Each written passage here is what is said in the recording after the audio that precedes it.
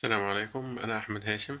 في الفيديو ده هتكلم على الكونكرنسي في البانكينج. لو حبيت أعمل بنك أكاونت أعمله implementation، بعد كده حبيت أعمل بنك ترانسفير سيرفيس، هتاخد بنك أكاونت السورس وبعد كده تاخد destination وبعد كده هتعمل ترانسفير الأماونت. ممكن أعمل ده إزاي عشان يبقى فيه concurrency handling للموضوع ده؟ أول حاجة خلينا implement مثلا البنك أكاونت. لو اعتبرنا إن في حاجة اسمها ID بنك أكاونت، تمام، واعتبرنا ان البنك اكاونت ده ليه اي دي والاي دي ده يونيك، وبعد كده اعتبرنا ان في فيل تاني في الاماونت. انا هعتبر ان انا ما عنديش اكتر من كرنسي، انا عندي كرنسي واحده. طيب انا هريبريزنت الماني ازاي؟ هريبريزنتها بالبيج ديسيمال. تمام، خلينا نقول بالانس.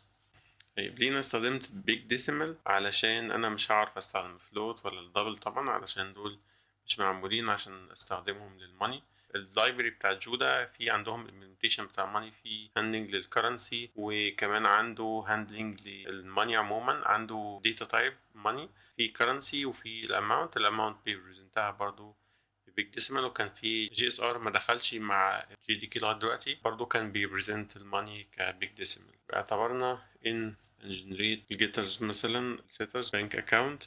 طيب هل البالانس هيبقى فاينل؟ انا خلي البالانس مش فاينل واخليه يبقى mutable، يعني ممكن نغير البالانس عشان نقدر نعمل ترانسفير. تمام، بالانس this dot balance equal balance. طيب دلوقتي ده البنك اكاونت. لو حبينا نعمل بنك ترانسفير سيرفيس نعمل implementation للترانسفير. طيب اول حاجه انا عايز افكر ان انا محتاج اعمل concurrency handling، يعني لو الترانسفير ميثود دي بيتعمل لها كل من اكتر من ثريد، في اكتر من ترانسفير بتحصل في نفس الوقت، لازم اخد بالي ان الترانسفير بروسيس دي تبقى اتوميك. بمعنى ايه؟ لو اعتبرنا مثلا ان احنا بنقول source دوت set balance، احنا هنقول له source دوت get ونعمل subtract للامount. تمام، وبعد كده destination دوت set balance اللي هو ايه destination دوت balance add amount. الجي بي ام او عموما السيرفيس هترن التو لاينز دول كل واحد لوحدهم، وده هيخلي ان ممكن السورس في وقت من الاوقات البالانس بتاعه الجيت هيتعمل لها execution في وقت، وبعد كده subtract في وقت، بعد كده الset في وقت، ونفس الكلام بالنسبة للديستنيشن.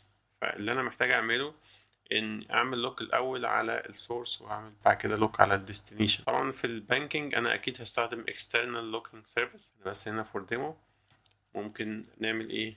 نعمل synchronized على السورس. طيب دلوقتي أنا خدت لوك على السورس وبعد كده أنا محتاج ألوك كمان الديستنيشن. طيب ادي synchronized على destination. طيب يبقى انا جوه البلوك التاني، معناها ان انا عملت exclusive lock على السورس والديستنيشن. طيب يبقى انا كده ضامن ان مفيش thread او request تاني هيقدر يعمل اي تعديل على السورس object والديستنيشن count object. ده كويس، وان كان في مشكلة بس خلينا نكمل الاول هوريها لكم. المفروض تبقى void. طيب دلوقتي انا عملت الترانسفير سيرفيس، خلينا نجربها كده. خلينا نعمل بانك اكاونت 1 هيبقى بنك اكاونت هنسميه مثلا A1 والبالانس بتاعه بيج ديسمال مثلا 100. تمام، وبعد كده انا هعمل بنك اكاونت 2 والاي دي بتاعه لازم يبقى يونيك، هخليه 2 وبرضه البالانس 100. طيب هعمل البانك ترانسفير سيرفيس، وهعمل برضو ترانسفير بيها. هعمل من بانك اكاونت 1 بانك اكاونت 2 وهعمل مثلا بيج ديسيمال اوف 50. تمام، انا كده هعمل ترانسفير 50 وبعد كده خليني اقول انا عندي هنا لوجر مثلا، فهنقول logger دوت info source bank account equal نقول مثلا account 1 دوت get balance، وبعد كده هنقول destination bank account equal bank account 2 دوت balance. طيب خلينا نرن كده. المفروض ان ده فيه 50، ده فيه 100، وده فيه 100. هنعمل ترانسفير ب50 من بنك اكاونت السورس هنا 1 ل 2، معناها ان 1 هيطلع فيه 50 والتاني يطلع فيه 150.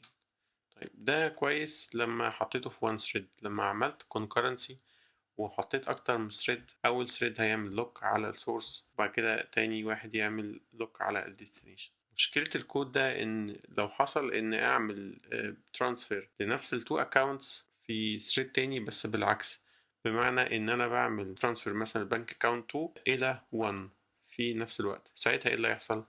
اللي هيحصل ان في ثريد هيعمل exclusive log على السورس، وبعد كده في الثريد التاني هياخد على الديستنيشن اللي هو فعليا هيبقى هنا بنك اكاونت 2 بنك اكاونت 1. بعد كده هيحاول يعمل لوك على البنك اكاونت التاني، وطبعا هيفضلوا واقفين في حالة اسمها ديدلوك، لان هو عايز يعمل لوك لاكتر من ريسورس في نفس الوقت. في الحالة دي اتنين، السورس والديستنيشن، وتكون النتيجة إن كل ثريد مستني التاني لغاية لما يخلص اللوك علشان يقدر يأكواير اللوك ويكمل، والابليكيشن هتقف ومفيش أي حاجة هتحصل.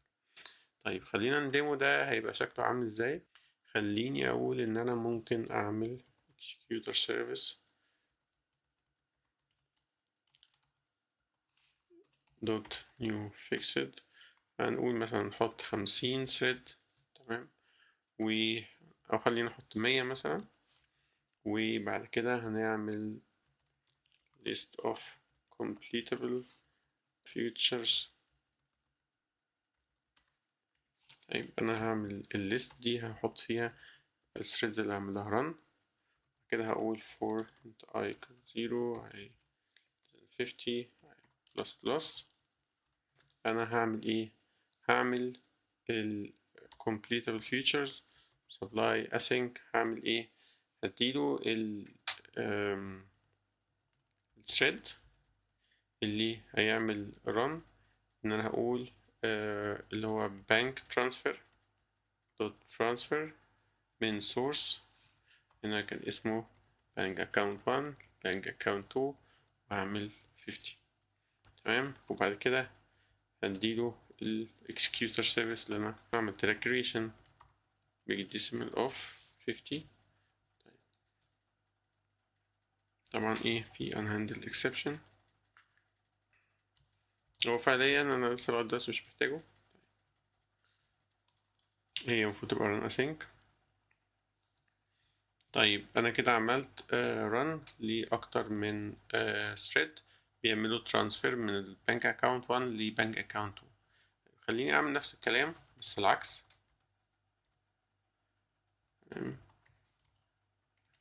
اعمل برضو transfer 50 مرة،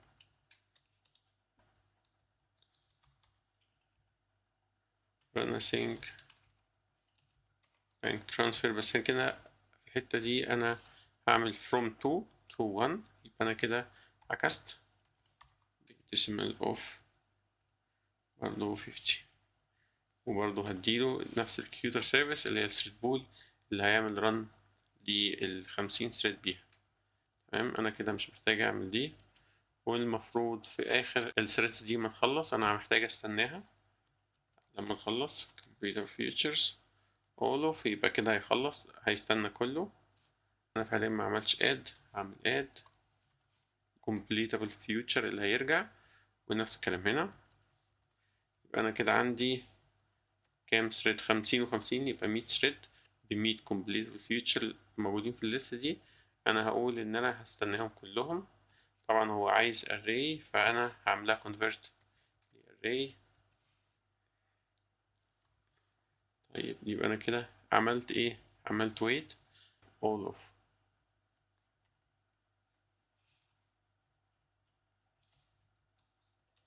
وده فعليا رجع ايه؟ رجع completable future بيريبريزنت ان كل ال completable futures خلصت. طيب انا هقول له بقى ايه get خلص لي بقى ايه ال completable future اللي هو بيكومباين ال 100 ثريد لغايه ما يخلصوا في تايم اوت مثلا مدته 5 ثواني. تمام. seconds. تمام. فانا بقول له خلص واستنى ان الثريدز تكون خلصت، وتايم اوت ساعتها هيعمل ايه؟ هيرمي تايم اوت اكسبشن لو الوقت عدى اكتر من ال5 ثواني، وبعد كده هيطلع السورس بانك اكاونت البالانس بتاعه كام، والديستنيشن اللي هو بانك اكاونت 1 بانك اكاونت 2.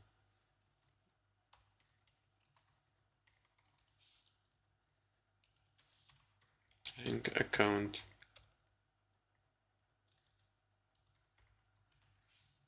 حلو كده.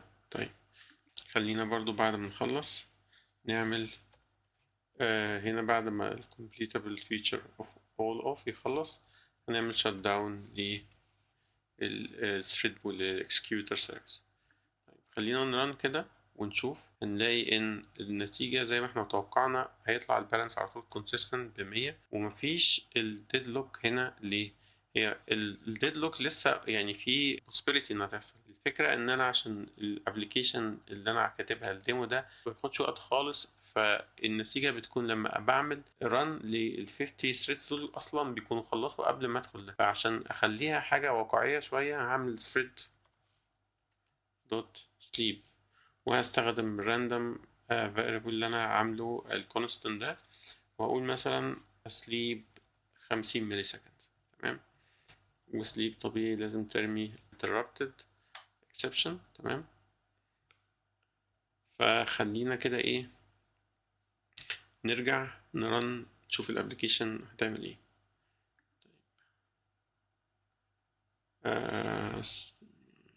خلينا نحطها في runtime exception او هي ال transfer remit exception عشان هي دلوقتي بتعمل sleep.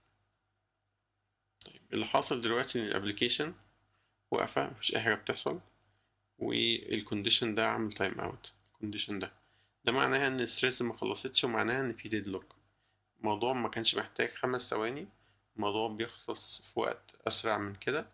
لو اعتبرنا ان احنا هنعمل تسليب 50 لكل ثريد في 100، يعني بنتكلم في 5 ثواني. خلينا بالكثير ممكن نخلي دول 10 ثواني.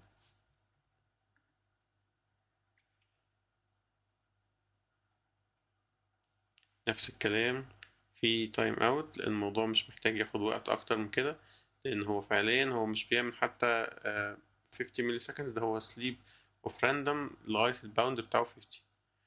زي ما انتم شايفين التايم اوت بيحصل ليه؟ عشان بيوصل عند الكونديشن ده. الكونديشن ده معناه ان كل الثريدز مخلصتش.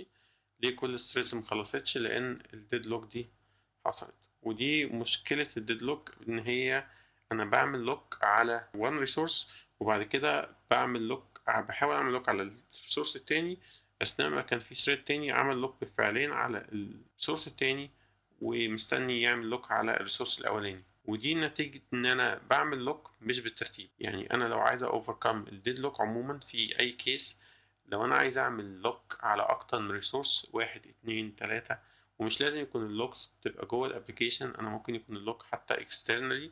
يعني لو بستخدم اي external looking، سواء بقى فريدس مثلا، كاش او اي حاجه، انا عايز امارك ان في اوبجكت او في ريسورس معين لوكد، يبقى لازم اعمل كل مره اللوك بنفس الترتيب. مش هعمل بالسورس وبالديستنيشن، انا هعمل بترتيب الاكونتس. فانا ممكن اعمل حاجه زي كده، بانك اكونت، بانك اكونتس، هعمله array بانك اكونت اوف، هنقول هنا source والديستنيشن. تمام. وبعد كده هقول bank accounts ده هو array، اقول له arrays dot sort bank accounts. طيب هتسورت ازاي؟ ناخد A و B، هو الأولاني والتاني، وهتعمل A dot get ID dot compare to و B dot get ID. طيب ده معناها ايه؟ معناها ان انا باخد البنك اكاونتس وبعملها سورتنج، وبعد كده لما عملت لهم سورتنج هعمل على طول لوك اللي هو هيبقى ترتيبه الاول. يعني لو انا بعمل اي وقت ترانسفير من الى، انا مش هغير طبعا السورس والديستنيشن، انا مش هاخد قرار ان السورس ده بيزنس، انا مطلوب مني اعمل ترانسفير من البنك اكاونت ده للبنك اكاونت تاني. دي حاجه انا مش هغيرها، بس اللي هغيره هو ايه؟ هو ترتيب اللوكس اللي انا هعملها. فبالتالي انا هعمل هنا لوك على بنك اكاونت الاولاني وبعد كده البنك اكاونت تاني. في حالة اني انا بعمل ترانسفير مثلا من بنك اكاونت A1 و A2، لو انا اعمل من A1 الى A2 او بعمل A2 ل A1، لو اي ثريد حاول يعمل العملية دي كل اللي هيحصل هو نفس ترتيب اللوكس هو اللي هيتنفذ الاول، وعلى طول هعمل لوك على A1 بعد كده هعمل لوك على A2، حتى لو انا بعمل ترانسفير من A2 ل A1، حتى لو هنا السورس هو A2. طيب خلينا كده نرن الديمو ونرن الميت ثريد ونشوف كده هيحصل ديدلوك ولا لا.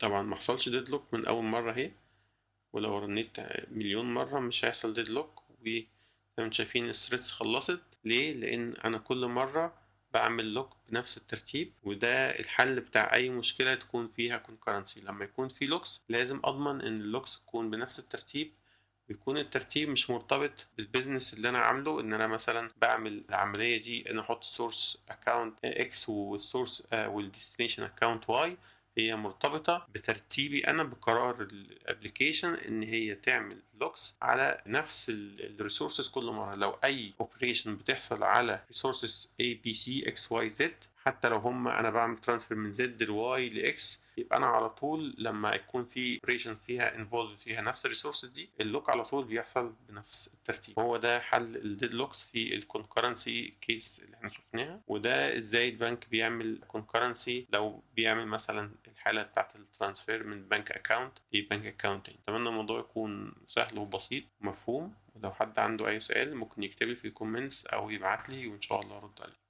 شكرا.